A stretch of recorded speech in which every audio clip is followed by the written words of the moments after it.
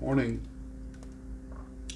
So, I was trying to remember who made the kit that was the first kit I ever painted, and that was an old F5 Freedom Fighter, and I had probably built it around '69. It was the first kit I ever painted, and it was um,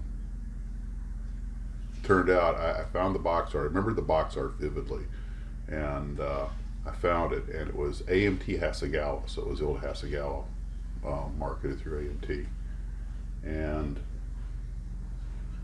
it sounds like the monsters are stirring in the background. Um, so I would close that door behind me, but it bounces the light right into the camera. I tell you what, it's almost impossible to find a place that hasn't got bright windows or glare for something that's completely informal. Taking a good photograph is harder than it seems. But anyway, I remember my brother let me use his paints. It was the first model I ever painted. I thought that'd be fun to do over, but maybe do it justice. And I could find the kit, but not with the same box art. But I was just wondering, what's the first kit you ever painted? Because I probably started building when I was 7 or 8. I mean, I think I did the BTK Spitfire when I was, probably 5, but I didn't know what I was doing. But by the time I was 7 or 8, I was building pretty regular. And I would guess I was 8 or 9, maybe 10 when I painted my first one. And pretty basic, gray bottom, and just green and brown on top with a brush. Wasn't no work art, but oh, so excited to me, blonde fine scale modeler. So,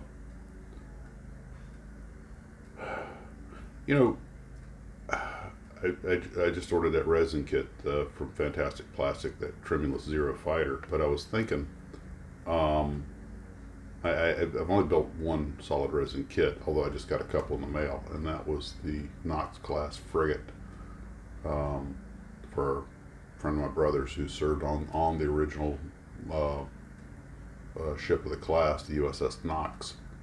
And so I know I got to wash it when I get it, because you have to wash, make sure there's no what is it, PVA, the agent that helps them separate from the molds so they don't stick.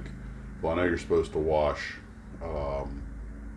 kit plastic models before you do it, before you build them and paint them for the same reason. I have to admit, I'm guilty of forgetting that step, getting all excited, bust the cellophane and let's dig in.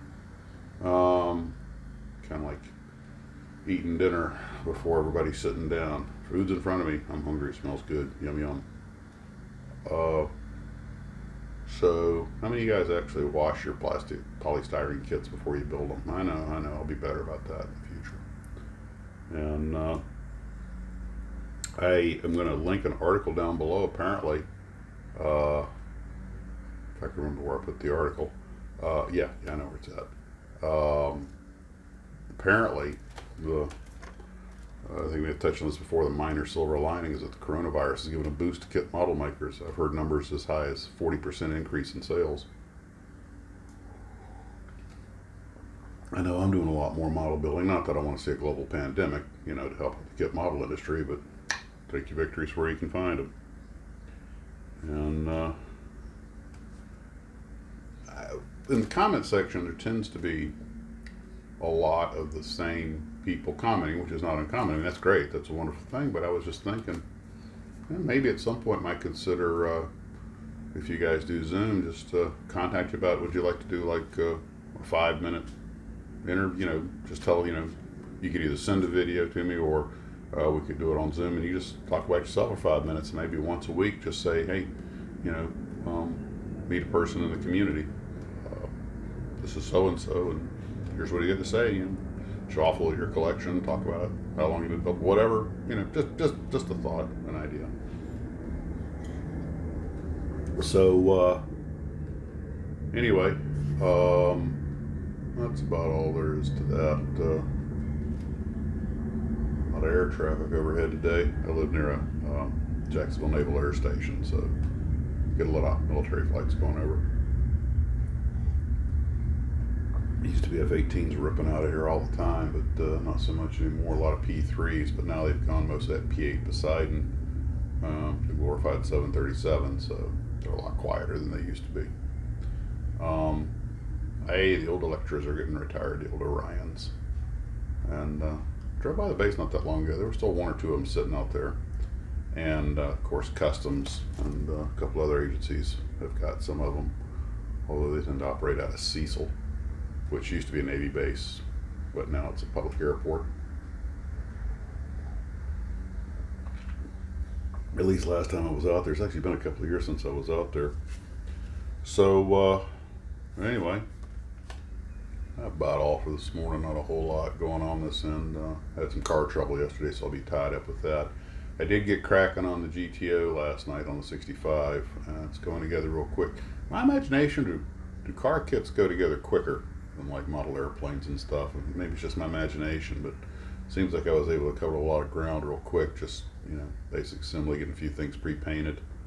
I'm going to do the 65 with the slightly customized look to it, top-down convertible, and then I'll do the 67 as a stock car. If you're going to have two GTOs, I figure have one stock and one little slightly rotted out. Not much. It's the big carburetors and stuff and the bigger tires. It is nice that they sent you the option to do both, which of course gives you plenty of cool parts left over for kit bashing, like some nice tires. And it's really a considerable bit of extra stuff they put in there. But I'll cover that in the build. So anyway, guys, hope you all have a wonderful morning. And here's to the Glue Trooper Empire. One more thing before I go.